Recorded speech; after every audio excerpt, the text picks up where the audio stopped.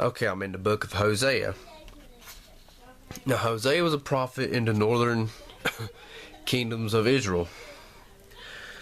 When Solomon died, they was all one nation, and then his son, and God split the kingdom in two. So you have Judah and Benjamin in the southern parts, and they're basically called the kingdom of Judah, and then you've got Ephraim and the other tribes around about, and they're considered the kingdom of Israel. So Hosea is a prophet in the kingdom of Israel during the reign of Jeroboam. This is obviously before they was taken captive by Assyria. So basically, God is pleading with Israel through Hosea. And in this book, Israel is described as a cheating wife, as an adulterous woman who cheats on her husband and all that.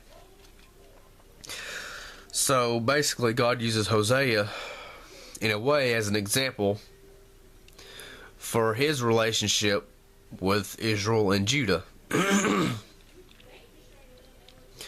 says, "The word of the Lord that came unto Hosea, the son of Beri, in the days of Uzziah, Jotham, Ahaz, and Hezekiah, kings of Judah, and in the days of Jeroboam, the son of Joash, king of Israel. The beginning of the word of the Lord by Hosea. And the Lord said to Hosea, Go, take unto thee a wife of whoredoms, and children of whoredoms, for the land hath committed great whoredoms, departing from the Lord. So he went and took Gomer, the daughter of Diblaim, which conceived and bare him a son. And they named his name Jezreel. And it shall come to pass at that day that I will break the bow of Israel in the valley of Jezreel." So there's a valley named after him. Or he was named after a valley, either one. "And she conceived again and bare a daughter. And God said unto him, Call her name Leruhamah, for I will no more have mercy upon the house of Israel, but will utterly take them away." So now, and then of course she had another child, and his name is Loami. "For ye are not my people, and I will not be your God. Yet the number of the children of Israel shall be as the sand of the sea, which cannot be measured nor numbered. And it shall come to pass that in the place where it was said unto them, Ye are not my people, there it shall be said unto them, Ye are the sons of the living God. Then shall the children of Judah and the children of Israel be gathered together and appoint themselves one head, and they shall come up out of the land, for great shall be the day of Jezreel." So this is a futuristic view that there will be one people under God. I mean, physically under God, because he'll be leading them, be the leader. So he promises there's going to be a restoration of Israel, of all of them. So now he says, "Plead with your mother, for she is not my wife, neither am I her husband. Let her therefore put away her whoredoms out of her sight, and her adulteries from between her breasts. Lest I strip her naked, and set her as in the day that she was born, and make her as a wilderness, and set her like a dry land, and slay her with a thirst." Now this is talking about Israel, as the whole tribe of Israel being the wife, and God being the husband. "And I will not have mercy upon her children, for they be children of whoredoms." And he basically says, and she shall follow after her lovers, but shall not overtake them. And she shall seek them, but shall not find them. Then shall she say, I will go and return to my first husband, for then was it better with me than now. So basically, that is an example of them taking hope and relying on other countries and making agreements with them and stuff like that, and doing trade and depending on them for backup rather than to just turning to God to provide for them. Making treaties, I guess, rather to say. But in the end said that she'll seek them, but they won't help her. So she said, well, it's better with me trusting in God, so they're going to return to God. And that's like in our lives, we're going to turn from God and do our own thing a lot of times. And people could deny it, but people think they're perfect, but we do fall. And, we're going to think what's good for us, but then we're going to realize this ain't that good, so we're going to return to God. But God says, I will destroy her vines and her fig trees, whereof she hath said, these are my rewards that my lovers have given me, and I will make them a forest, and the beasts of the field shall eat them. He says, therefore, behold, I will allure her and bring her into the wilderness and speak comfortably to her. And this is in the future time. This hasn't happened yet. And I will take away the names of Baalim out of her mouth, and they shall be no more remembered by their name. And that is a false god that they worshipped. It says, and in that day will I make a covenant for them with the beasts of the field, and with the fowls of heaven, and with the creeping things on the ground, and I will break the bow of the sword and the battle out of the earth, and will make them to lie down safely. And I will betroth thee unto me forever. Yea, I will betroth thee unto me in righteousness, and in judgment, and in loving kindness, and in mercies.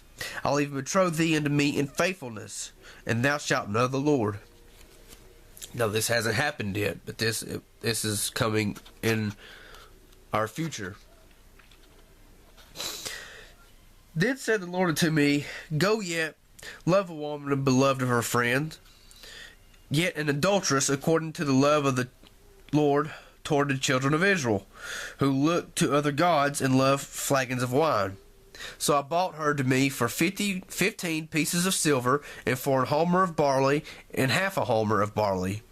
And I said unto her, thou shalt abide for me many days, and thou shalt not play the harlot, and thou shalt not be for another man, so will I also be for thee. For the children of Israel shall abide many days without a king, and without a prince, and without a sacrifice, and without an image, and without an ephod, or without a teraphim. Afterward shall the children of Israel return and seek the Lord their God, and David their king, and shall fear the Lord and his goodness in the latter days. So this, like I say, it's latter days. I think we're close to I think we're right there at it. I think the latter days is when everything happens. But that's just me. But you notice that Hosea had to go buy her. Now, he already was with her, and she had the kids, so I guess she ran off and did her thing, and he had to buy her back, because she was like a slave, I guess a sex slave or a prostitute or something. So he bought her from her owners, I guess.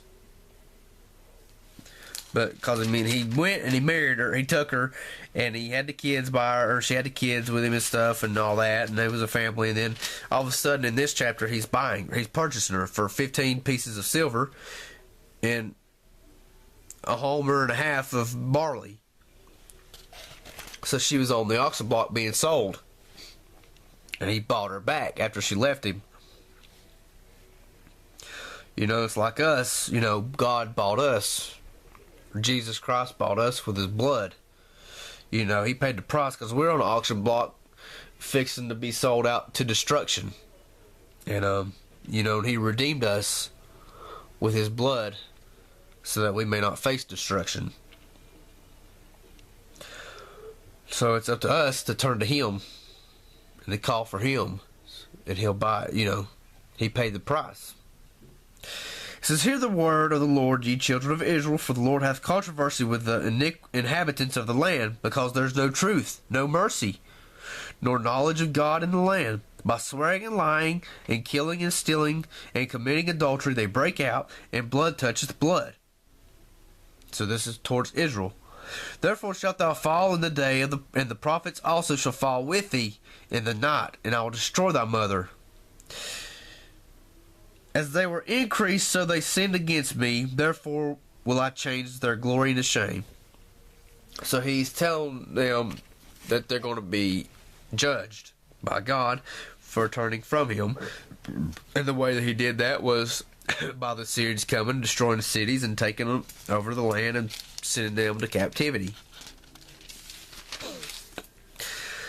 He says, I know Ephraim and Israel is not hid from me. For now, O Ephraim, thou committest whoredoms, and Israel is defiled.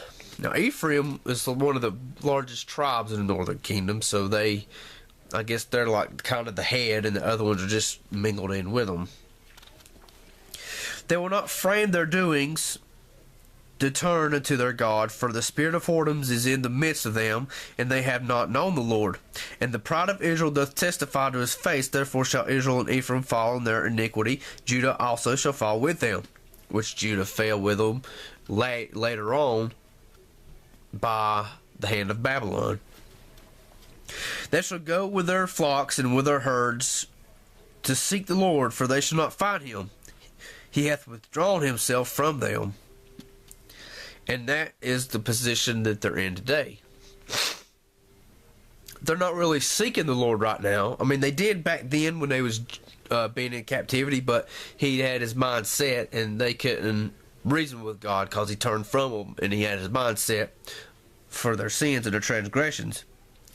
You know, in these days, he's watching over them, but at the same time, they're not calling on him. Because they haven't, I mean, they've had their times of trouble and stuff, but Jacob's real time of trouble hasn't happened yet.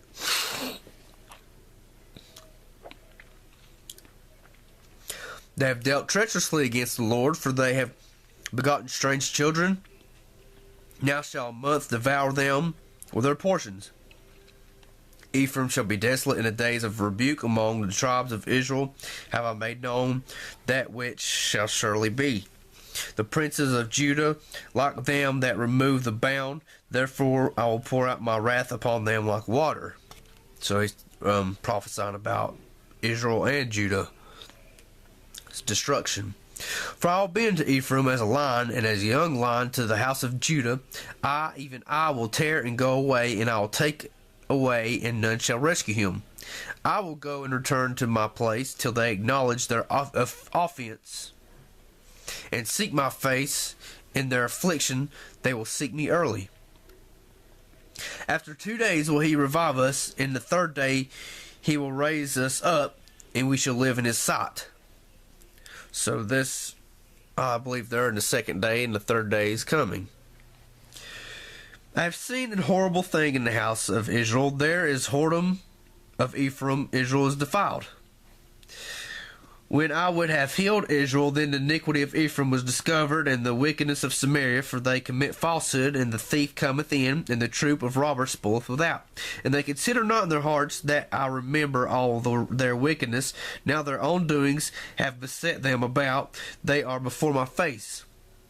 And the pride of Israel testifieth to his face, and they do not return to the Lord their God, nor seek him for all this.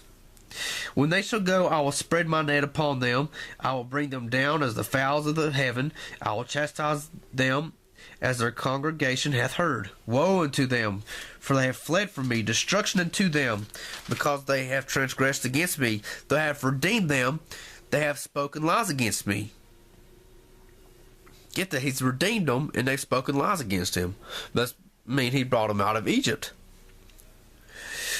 And they have not cried unto me with their heart. When they howled upon their beds, they assemble themselves for corn and wine, and they rebel against me.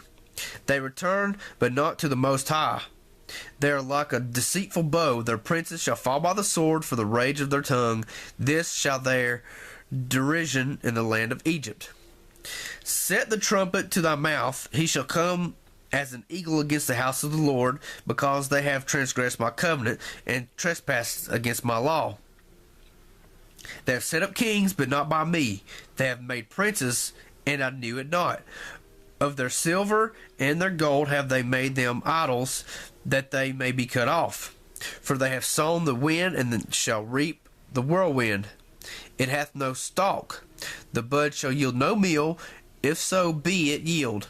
The strangers shall swallow it up. Israel is swallowed up. Now shall they be among the Gentiles, as a vessel wherein is no pleasure. For they are gone up to Assyria, a wild ass alone by himself. Ephraim hath hired lovers. For Israel hath forgotten his maker, and buildeth temples. And Judah multiplied fenced cities, but I will send a fire upon his cities, and it shall devour the palaces thereof. They shall not dwell in the Lord's land, but Ephraim shall return to Egypt, and they shall be eat unclean things in Assyria. Now, he's not physically talking about them returning to Egypt, which probably some of them did, but he's talking about their captivity to Assyria. As for Ephraim, their glory shall fly away like a bird from the birth, and from the womb, and from the conception. Though they bring up their children, yet I will bereave them, that there shall not be a man left. Yea, woe also to them when I depart from them. Ephraim is smitten, their root is dried up, they shall bear no fruit. Yea, though they bring forth, yet will I slay even the beloved fruit of their womb. My God will cast them away, because they did not hearken unto him, and they shall be wanderers among the nations. It shall also be carried into Assyria for a present to the king Jareb, and Israel shall be ashamed of his own counsel. Sow to yourselves in righteousness, reap in mercy. Break up the fallow ground, for it is time to seek the Lord, till he come and rain righteousness upon you. Ye have plowed wickedness, ye have reaped iniquity, ye have eaten the fruit of lies, because thou didst trust in thy way, in the multitude of thy mighty men. Therefore shall a tumult arise among thy people, and thy fortress shall be spoiled, and Shalaman spoiled Beth Arbel in the day of battle. The mother was dashed in pieces upon her children. He's telling them to sow in righteousness and weep in mercy, and just seek the Lord till he come and rain righteousness upon us. You know, and he's telling us that today is to seek him and to try to live by his word and what he says. You know, but they was sowing wickedness.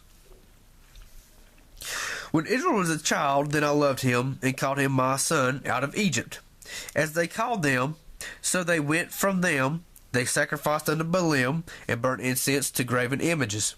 He should not return to the land of Egypt, but the Assyrians shall be his king, because they refuse to return. And the sword shall abide on his cities, and shall consume his branches, and devour them because of their own counsels. They shall walk after the Lord. He shall roar like a lion, and when he shall roar, the children shall tremble from the west. They shall tremble as a bird out of Egypt, and as a dove out of the land of Assyria, and I will place them in their houses, saith the Lord.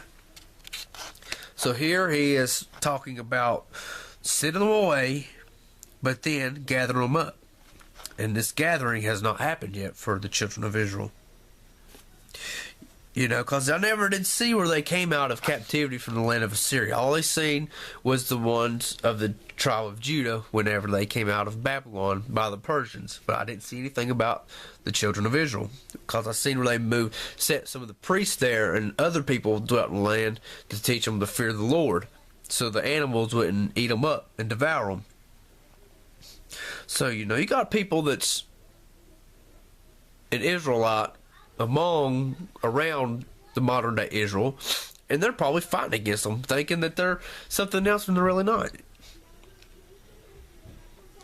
Now God says, the Lord hath also a controversy with Judah, and will punish Jacob according to his ways, and according to his doing will he recompense him. So he's also talking about Judah, and they're going to have judgment and be carried away to captivity.